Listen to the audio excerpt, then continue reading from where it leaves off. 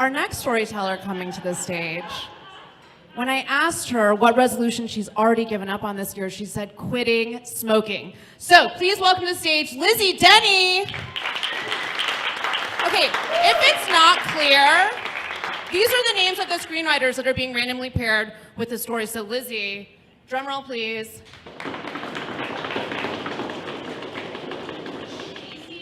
Casey!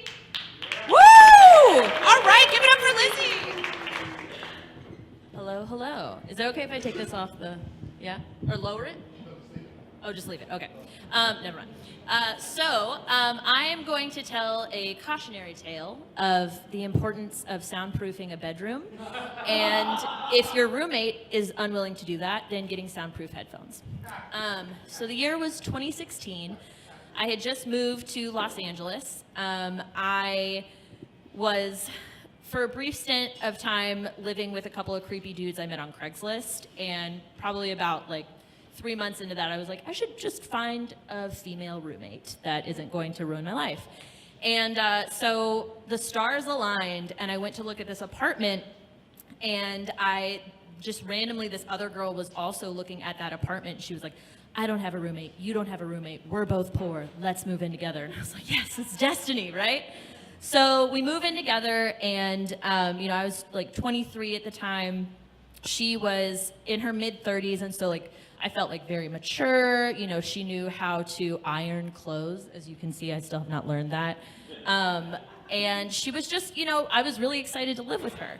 But one part of, I think, a classic Los Angeles experience is that she was also a heavy user of dating apps.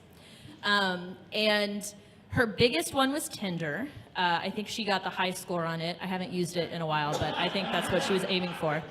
And she, would randomly bring these guys home, and they were all nice enough, but she would go to this extra length to introduce them to me before they went for their bang hang. And it was just kind of a level of intimacy that I didn't really need from a lot of random guys, right? So one night she brings in this dude, and he is just not looking like a winner. Like he is just like really, like he's breathing so hard. Like he's just like, my name is Brian. And I was like, holy shit, do you need my inhaler? Like, are you okay? And he's not like in a retirement home age, but he's definitely not like porn star ready, like, ready to go for a jog. So I'm like, hi Brian, I'm Lizzy, I'm the roommate, it's so nice to meet you, I'm gonna go to bed. It was maybe like 11 o'clock at night or something, so I was like, surely it won't, I don't know, I like to go to bed kind of early, so I was like, surely it won't be like a long time. Also, this guy is like knocking on death's door, so I'm sure he'll be like in and out and done. And so I go into my bedroom, and I'm lying in bed. I have a dog, and we're snuggling and just having a good night. Turn off my lights. I'm ready to go to bed, and probably like 5 minutes in, like right when I'm about to fall asleep, I just hear this like, and I was like, what the fuck is that? What is that? And I just I was like, is that him? Is that Brian? Brian?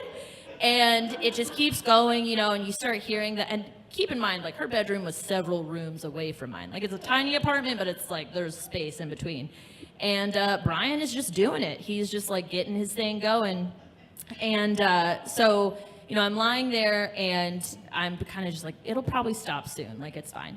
This guy goes on for 45 minutes, and it's still going. And I was like, this is insanity. This doesn't make any sense to me. I have never experienced that. So I was just like, this is a whole new world. And so I start thinking to myself, I was like, I got to have a game plan. Like, I got to either, like, it's time to, like, suffocate myself and just die, or I can go and, just, like, put on some music. And of course, then I realized I don't have my headphones in my room. And the way our apartment was set up was my bedroom's over here, and then the living room is over here, and her bedroom is right next to the living room. And of course, I left my headphones in the living room. So I'm like, I don't want to like be a cock block and be like, sorry, Brian, like, gotta get my headphones, and they hear me and they stop, and it's all awkward. So I like muffle my feet. I like put socks on and like towels and like wrap them in scarves and stuff. And I'm just like sliding across into the living room.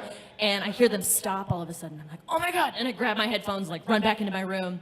And it's quiet for a little bit. And I was like, oh, it's done. I can go to bed. This is great. And then Brian gets right back at it. And they're just screaming and the headboard's banging and stuff. And at this point, all of the neighborhood dogs have heard and they're now howling. And then of course my dog is howling. So it's just like, it's a nightmare. So, you know, I'm like comforting my dog and I'm putting my headphones in and I'm trying to think of something to play.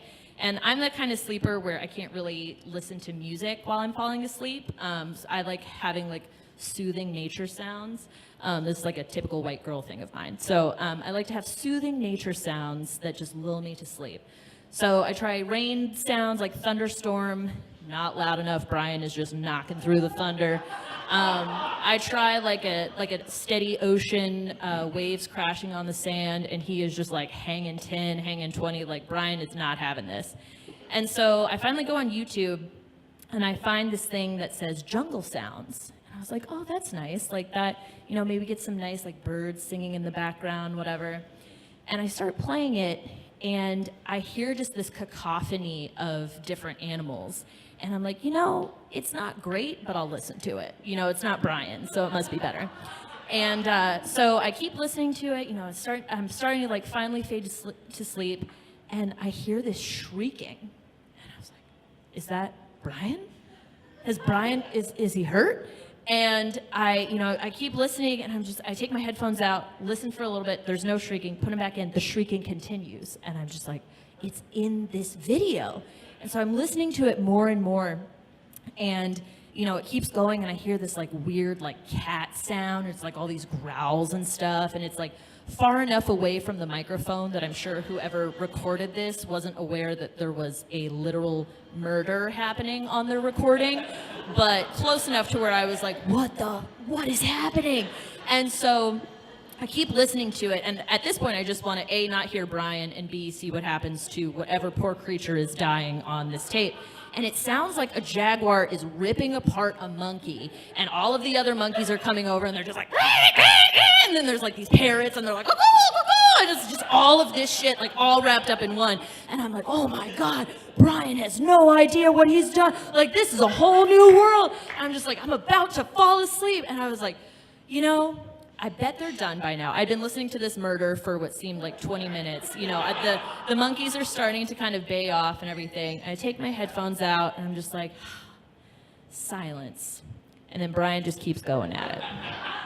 So I later learned that Brian was an adamant user of Viagra, so that is why he could party all night long. But I will say that even if you don't have soundproof headphones, it's important to just know that even a murder can sound more comforting than a dude banging your roommate. Thank you.